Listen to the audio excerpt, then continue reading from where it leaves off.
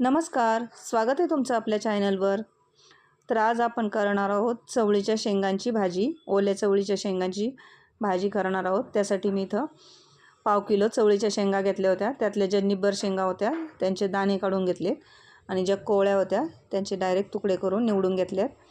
आता ह्या धुवून घ्यायच्या स्वच्छ आणि एका पातेल्यामध्ये काढून घ्यायचे शेंगा आणि दाणे। आता या पातेल्यामध्ये सगळे शेंगा आणि दाणे आपण काढून घेतले। आता याच्यामध्ये पाणी टाकून घेऊ, शिजण्यापुरतं पाणी टाकून घ्यायचं याच्यात।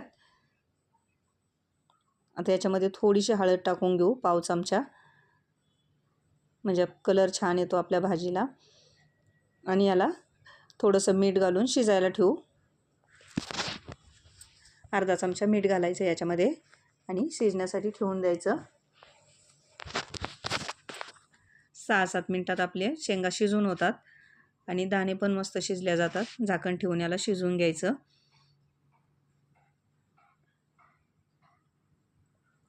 आता इथे 7 मिनिटानंतर बघूयात आपल्या शेंगा शिजलेत का। तर इथे चवळीचे आपले दाणे पण मस्त शिजलेत आणि शेंगा पण मस्त शिजल्यात।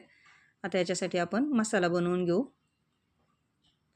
मसाल्यामध्ये इथे कोथिंबीर घेतली आहे, 5-6 हिरव्या मिरच्या घेतल्यात, अर्धा वाटी शेंगदाणे घेतलेत, लसूण घेतलाय आणि याच्यामध्ये 1 चमचा जिरं टाकून घेऊ।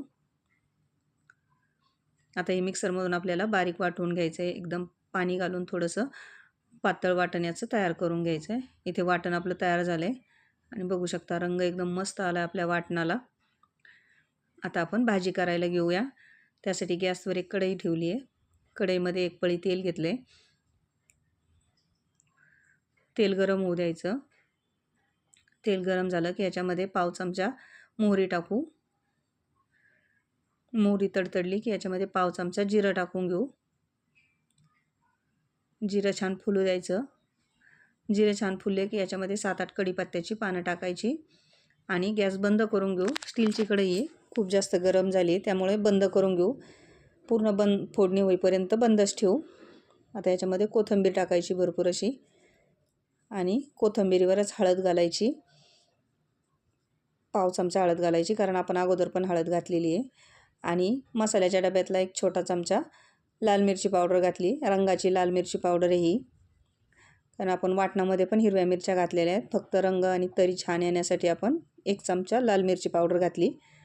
आता छान फोडणी झाली की याच्यामध्ये आपण शिजवलेल्या शेंगा आणि दाणे टाकून घेऊ चवळीचे।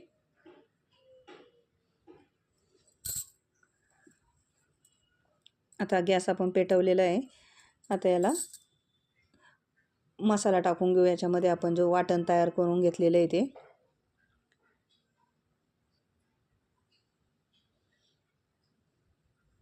आता याच्यामध्ये वाटण टाकून घेऊ आणि मिक्सरचं भांडं धुवून पाणी टाकून घेऊ। याच्यामध्ये गरजेप्रमाणे पाणी टाकून घ्या।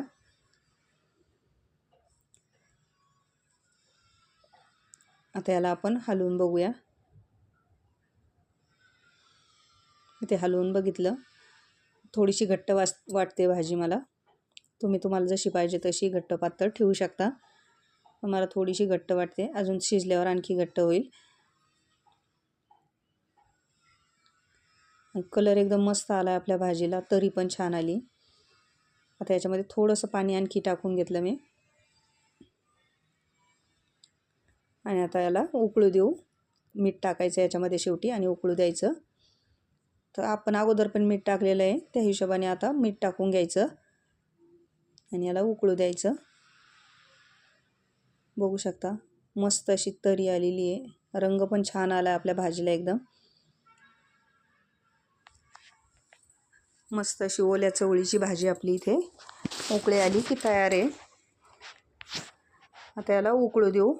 आता याला उकळी यायला लागली, बघू शकता 2 मिनिटानंतर, पण आणखी छान खळखळून उकळी येऊ द्यायची। पण गॅस कमीच ठेवायचा, मध्यम, फुल गॅसवर एकदम जास्त नाही उकळू द्यायचं।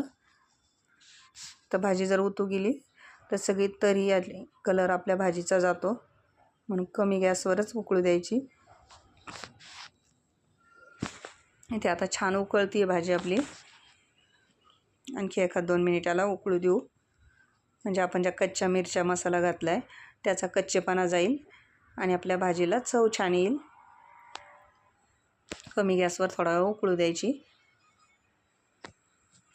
आणि इथे बघू शकता एकदम मस्त असा कलर आलेला आहे भाजीला आपल्या, आणि तरी पण खूप छान आलेली आहे. बघता क्षणीच खावी वाटेल अशी भाजी आपली तयार झालेली आहे. ही भाजी तुम्ही बाजरीच्या भाकरीसोबत, ज्वारीच्या भाकरीसोबत, चपातीसोबत, भातासोबत कशाही सोबत खा, एकदम मस्त लागते. करायला एकदम सोपी असते आणि भन्नाट चवीची अशी भाजी तयार होते. बघू शकता मस्त असा रंग आलेला भाजीचा आपल्या. आणखी थोडा वेळ उकळू देऊ. आता इथे आपली भाजी तयार झालेली आहे. या पद्धतीने तुम्ही पण एक वेळेस भाजी नक्की करून बघा, नक्कीच आवडेल तुम्हाला. व्हिडिओ आवडला असेल तर लाईक करा, शेअर करा, कमेंट करा. आणि चॅनलवर नवीन असाल तर चॅनलला सबस्क्राईब करा, म्हणजे अशाच नवनवीन रेसिपीज तुम्हाला बघायला भेटतील. व्हिडिओ बघितल्याबद्दल धन्यवाद.